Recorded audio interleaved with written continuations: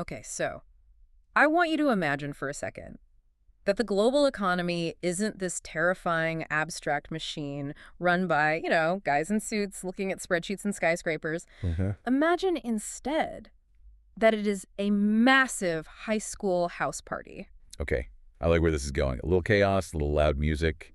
I'm in. Exactly. Picture it. It's Friday night. The music is absolutely pumping. The bass is shaking the floorboards, and the punch bowl it's just overflowing. Everyone's dancing. The vibe is electric. And energy is through the roof. You're having a great time. Your friends are having a great time. In economic terms, this is the boom. This is prosperity. Right. And if we, translate that to the real world, it means wages are up, unemployment is incredibly low, like basically everyone who wants a job has one. And consumer confidence, that vibe we're talking about, is just, it's high. Everyone feels rich, so everyone is spending money. But then things get a little out of hand. Because they always do, right? Inevitably. The punch runs out, the music just stops because someone tripped over the oak cord. Yeah. Ugh, the worst. Someone breaks a lamp in the living room. People start crashing on the couch, just totally exhausted. The vibe is dead. This is the bust, the recession. And this is where the actual conflict happens. Yeah. Because the core question of today's deep dive isn't really about how the party started. It's simply this. When the party dies, what do you do? Right. You're the host. You have a choice. Option A. Do you force everyone to get up, order 50 pizzas on your own credit card, and crank the volume to maximum to force the party to start again? Or option B, do you just let everyone sleep it off? Accept the hangover, wait for people to naturally wake up, clean up the mess, and maybe start dancing again only when they're actually, ready. That choice, the pizza or the sleep, is essentially the battle of the century. It's the clash between the two heavyweights of economic thought who have defined, really, the last 100 years. John Maynard Keynes and Friedrich Hayek. Exactly. These two have been arguing about this party for a century. And their debate, it shapes your future job market, your mortgage rates, the price of your groceries, and let's be honest. Your grades in social studies 30-1-1. It definitely shapes those. So today, we are doing a serious deep dive into the engine room of the economy. We're going to decode the business cycle, that whole roller coaster of ups and downs. And we're going to break down the difference between demand-side and supply-side economics so you can actually understand what the news is talking about. And we're finally going to figure out if trickle-down economics is actually a valid theory or if it's just a mean cartoon. There are some very mean cartoons about it. There are. So grab your notebooks or just turn up the volume. Let's dive in. Okay, so we need to start with the landscape before we meet the fighters. We mentioned the party, the boom, and the bust.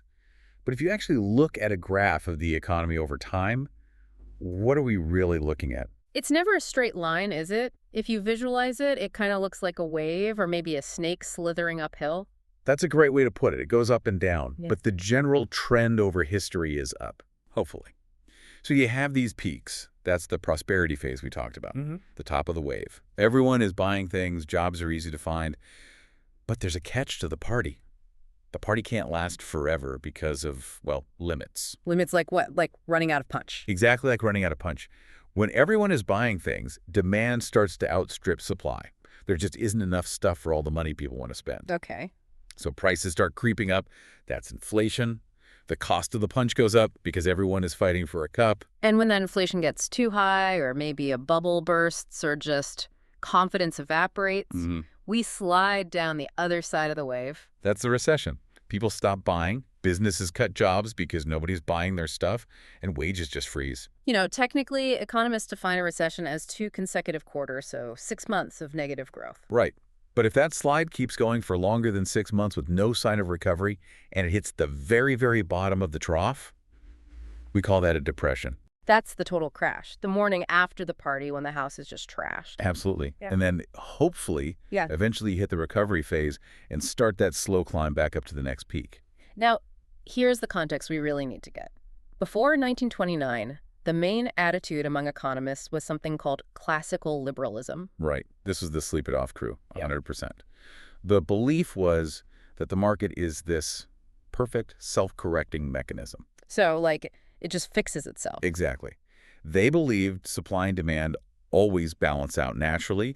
They thought if there was high unemployment, it was just a temporary glitch in the system. So the thinking was basically, if people don't have jobs, they'll eventually agree to work for less money, wages will drop, And once wages are cheap enough, companies will say, hey, it's cheap to hire people now, and they'll start hiring again. Problem solved. It was a very laissez-faire approach. French for let it be, leave it alone, keep your hands off, and it'll sort itself out. But then reality hit. And it hit hard, October 1929, the Great Depression. Yeah. The stock market crash wasn't just a stumble. It was a complete catastrophe. But the scary part wasn't just the crash itself. It was that the bounce back, it just didn't happen. It didn't fix itself. Not at all. The classical theory said, just wait for the long run. It'll balance out. But a year passed, 1930, then 1931, 1932. And unemployment wasn't fixing itself. It stayed sky high. We're talking 25% unemployment in some places. I mean, can you imagine that? 1 in 4 people out of work. People were literally starving in the streets of wealthy nations. And this is where our first contender, John Maynard Keynes, enters the chat. He's this brilliant British academic, very sharp, very confident, kind of the celebrity intellectual of his day. Right. And he looks at this depression.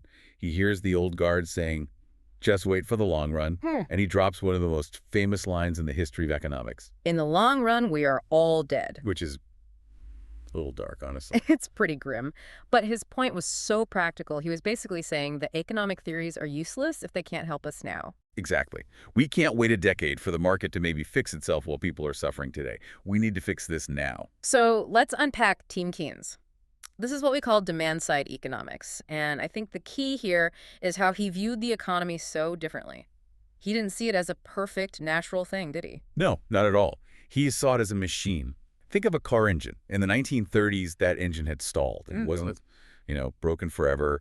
The pistons were fine. The gas was there. But it had just stopped moving. It needed a jumpstart, a spark. A spark. And Keynes talked a lot about something he called animal spirits. Which, frankly, sounds like an indie rock band name. It totally does. But it's a brilliant concept. Yeah. Keynes realized that economics isn't just math and numbers, it's psychology.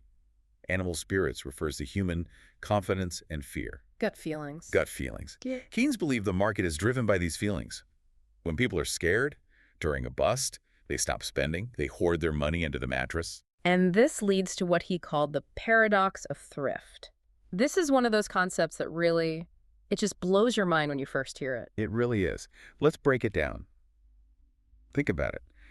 Saving money is good for you as an individual, right? Of course. If you're worried about losing your job, it is the smart, rational thing to do to stop buying lattes and save your cash. Right. That's just common sense. My parents told me to save for a rainy day. Exactly. But here's the paradox. If everyone does the smart thing and saves at the same time, then nobody is spending any money. Nobody is spending. And if nobody buys the lattes, the coffee shop makes no profit. And if the coffee shop makes no profit, they have to fire the barista. And now the barista has zero money to spend at the grocery store. So the grocery store might have to fire the clerk. The whole thing just spirals downward. Wow. So saving, which is supposed to be a virtue, can actually destroy the economy in a recession. That is a paradox. That's the one. So Keynes looks at this whole mess and says, okay, if the private sector, you, me, the businesses, are all too scared to spend because of these animal spirits, someone else has to step up. And that someone has to be the government. The government must become the primary shopper. They need to be the one to inject spending back into the system. They have to boost what's called aggregate demand. Let's define that term, because aggregate demand sounds like something I'd skip reading on a test slide. It sounds complicated, but it's actually just simple addition. Aggregate demand is the total spending in the economy. Okay. It's consumption, which is what you and I buy, plus investment, what businesses buy, plus government spending. So C plus I plus G. C plus I plus G, right. And Keynes looked at that equation during the Depression and said, okay, C is down because people are broke. I is down because businesses are scared. So the only variable left that we can control is G. Government spending. We have to boost government spending to fix the whole equation. And they have a toolkit to do this. This is where those two big terms that students always mix up come in. Fiscal policy and monetary policy. They do. So let's separate them really clearly. First, fiscal policy. The easy way to remember this is fiscal sounds like budget. This is what the politicians in Congress or Parliament control. It's all about taxing and spending. Just those two things. So in a Keynesian world, during a bust, when the party is dead, what do you do with fiscal policy? You want to get money into people's hands. Exactly. Imagine the government has two big levers. In a recession, Keynes says you pull the levers to put money into people's pockets. First lever, you lower taxes. Makes sense. If the government takes less of your paycheck, you have more money left over to spend. And the second lever, Yeah. crank up government spending. The government just starts building things. And he really meant spend on anything, didn't he? I remember reading he had some pretty wild examples. Oh, he was famously aggressive about it. Yeah. He said the government could bury banknotes in old coal mines, cover them with trash, and then let private companies dig them up. Get out. Seriously. Seriously. He said it would be better than nothing. He also said you could pay people to dig ditches and fill them back up again. So the work itself didn't even matter. It didn't matter if it was productive. What mattered was that you were putting a paycheck into a worker's hand, because that worker would then go and spend it. There's a great visual for this. Think of the economy as a pair of jeans. In a bust, the government's job is to fill the pockets of those jeans with money. Right. But, and this is the part politicians always seem to forget, Keynes said you have to do the exact opposite in a boom. This is the crucial countercyclical part. When the party is raging, you're supposed to take the punch ball away before everyone gets sick. So in a boom, when inflation is starting to creep up, you're supposed to raise taxes and CUT spending. You empty the pockets to cool things down. Which, let's be honest, almost never happens in reality. I mean, no politician runs for office on a platform of, you guys are all doing too well, I'm going to raise your taxes. It's political suicide. And that's maybe the biggest flaw in the political application of the theory. But that's fiscal policy.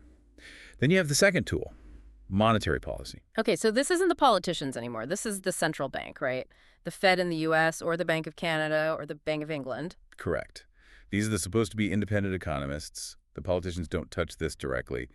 And this is all about one thing, interest rates. Cost of borrowing money. The cost of money itself.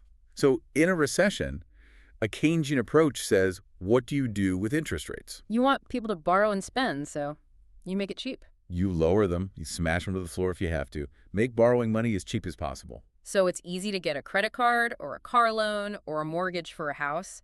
If money is cheap, the theory is people will borrow it and spend it. And all of this spending, whether it's from the government building ditches or from you getting a cheap car loan, it relies on this little bit of magic Keynes identified called the multiplier effect. I love this concept because it makes you feel like you're cheating at math. It really does. So let's trace a dollar. Say the government follows Keynes' advice and hires a construction worker to fix a road.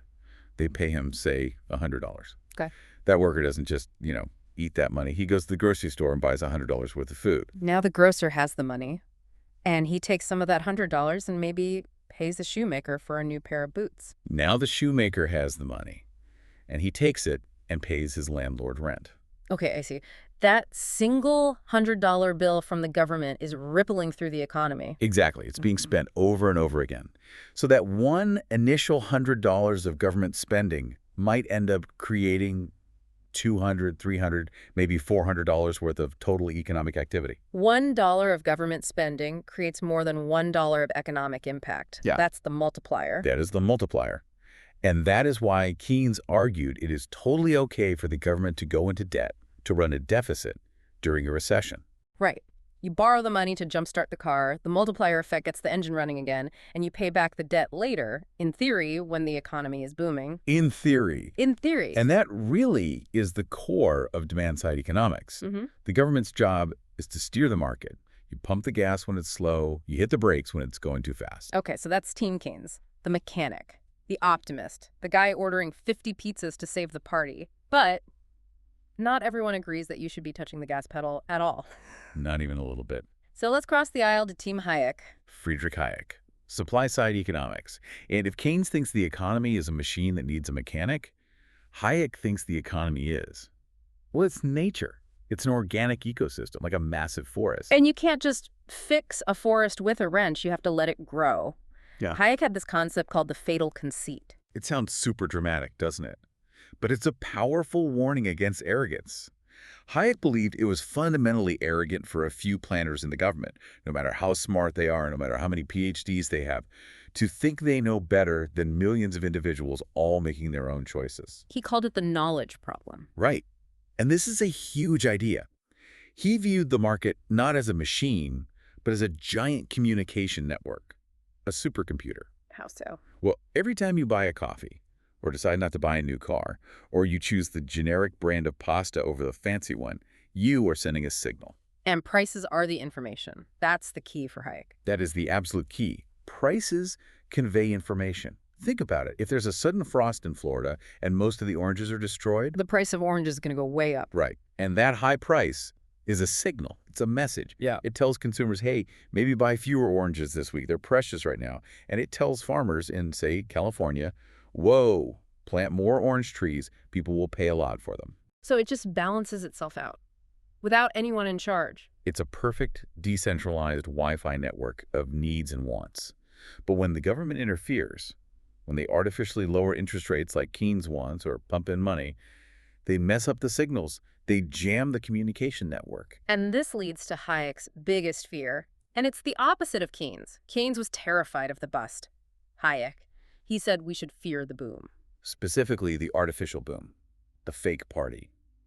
When the government keeps interest rates too low, it's like giving the economy a sugar high. Money's too cheap. That's what happens. So businesses start investing in things that people don't actually want or need just because the money was cheap to borrow. Hayek called this malinvestment. Bad investments. Bad investments. It creates bubbles. Think of the housing crash in 2008. There was so much cheap money sloshing around that it led to entire neighborhoods of houses being built in the middle of the desert that nobody could actually afford in the long run. That's a perfect example of malinvestment. And here is the hard pill to swallow from Hayek's point of view. He argues that the bust, the recession, is actually necessary. Ouch. Nobody wants to hear that. It's painful, but he sees it as the cleanup. It's the forest fire that clears out all the dead wood and sick trees. So new, healthy things can grow. So the recession cleans out the bad investments, the malinvestment from the boom years. Precisely. There was a great line in that rap battle video we looked at that sums this up perfectly. If you're living high on that cheap credit hog, don't look for cure from the hair of the dog. The hair of the dog, right. That's that old idea that if you have a hangover, the cure is to drink more alcohol in the morning to feel better. And Hayek is saying, no. If you try to cure a recession, the hangover, by printing more money and creating more cheap credit, drinking more, you are just delaying the inevitable crash and making it so much worse. You have to let the system detox. You have to sleep it off. And Hayek went even further than just economics. He had a profound political warning, too, in his most famous book, The Road to Serfdom. This is so crucial to understanding him. He wasn't just an economist. He was really a political philosopher. He believed that economic planning leads, inevitably, to dictatorship. That feels like a huge leap. How do you get from, changing tax rates to a full-blown dictatorship? Well, he argued that if you give the government the power to plan the economy, to decide who gets what and when, eventually the plan won't work perfectly. Things will go wrong. Sure. So the government will need more power to fix the plan and then more power to enforce the new plan. And eventually they have to start controlling your life, your job, your choices to make their central plan work. I want them set free. But that was his motto, wasn't it? He believed that free markets don't just create wealth, they guarantee liberty. So we have these two completely opposing views. Keynes wants to boost demand to help people now. Hayek wants to focus on supply and let the market function freely to ensure long-term health and freedom. And this isn't just theory in a textbook. This maps directly onto the political spectrum we see every day on the news. It really does. Generally speaking, Keynesian economics aligns with the left side of the political spectrum. It calls for more government involvement, a mixed economy, and a strong focus on social welfare. They want to smooth out the ups and downs of the business cycle. Yeah. Mitigate the suffering of the bust. Right. And Hayek's ideas align with the right side of the spectrum. Classical liberalism, laissez-faire. The focus is on individualism. Less government, more freedom for the market to do its thing. Now, in the 1980s, we saw this massive global shift toward Hayek's ideas with leaders like Ronald Reagan in the U.S. and Margaret Thatcher in the U.K. This is where we get the term supply-side economics, or sometimes just Reaganomics. And the strategy here was the exact opposite of Keynes. Keynes says, give money to the people at the bottom, the consumers, and they will spend it up. Supply side says, no, we need to encourage the producers, the businesses. So how do they do that? What's the supply side toolkit? It boils down to three main things. Deregulation, cutting the red tape and rules so businesses can move faster. Privatization, selling off government-owned businesses like airlines or phone companies to private companies. And the big one. Tax cuts. Specifically, big tax cuts for the wealthy and for corporations. And this leads us to the very famous, or, depending on who you ask, infamous idea of trickle-down theory. The theory, on paper, has a simple logic. If you cut taxes for the job creators, the rich people and the corporations, they will have more money. Okay. They won't just stuff that extra money in a mattress. They will invest it.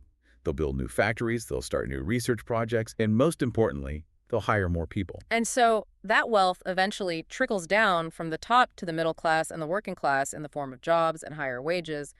Everyone wins, ideally. Ideally.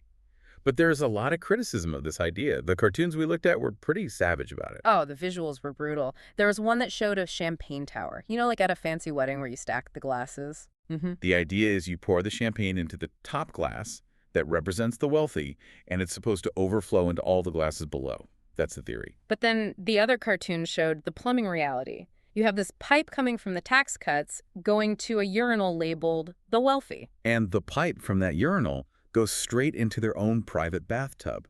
It completely bypasses the middle-class sink right below it. It's a harsh visual. The criticism is that the wealthy often just hoard the extra money, or they buy back their own company's stock to boost the price, or they just buy bigger yachts. That was literally on one of the charts. Instead of hiring more people. So the wealth doesn't trickle down, it just accumulates at the top. And the data on this is, to be fair, very mixed and highly debated. We have seen periods of strong economic growth under supply-side policies, but we've also seen a massive explosion in wealth inequality over the same period. So we have these two fighters, Keynes and Hayek, demand side and supply side. The question is, who won the battle? It's not a simple knockout. It's more like a boxing match that has gone on for decades, with each fighter winning a few rounds. Okay, let's look at the history in rounds. Round 1, the Great Depression and World War II. Keynes takes this round, hands down, no question. The Depression was so deep, so painful, that the wait-and-see approach of the classical economists was politically impossible. People demanded action. And World War II was basically the ultimate Keynesian experiment, wasn't it? It absolutely was. The government spent unbelievable amounts of money on tanks, planes, ships, and soldiers. Aggregate demand just went through the roof. And what happened to unemployment? It dropped to almost zero. It proved in a very dramatic way that massive government spending could end a slump. Though, to be fair to Hayek, he would probably argue that war just destroys resources. Right. We were making tanks just to blow them up, not making things people could actually use to improve their lives. A very valid point from his perspective. But in terms of just ending unemployment, Keynes won the argument. And after the war, we had the golden age of capitalism. For decades, pretty much everyone was a Keynesian. But then came round 2, the 1970s. The curveball. The 1970s gave us disco, bad hair, and this weird economic problem called stagflation. And this just shouldn't be possible in Keynesian math, right? Right. The model said you either have high inflation during a boom or you have high unemployment during a bust. You should not have both at the same time. In the 70s, we did. The economy was stagnant, high unemployment, and we had high inflation. Stagnation plus inflation. Stagflation. The Keynesian engine was broken. Governments had just kept spending and spending. They completely ignored Keynes' advice to save during the booms, and it created massive inflation without fixing unemployment. Enter the neoliberals.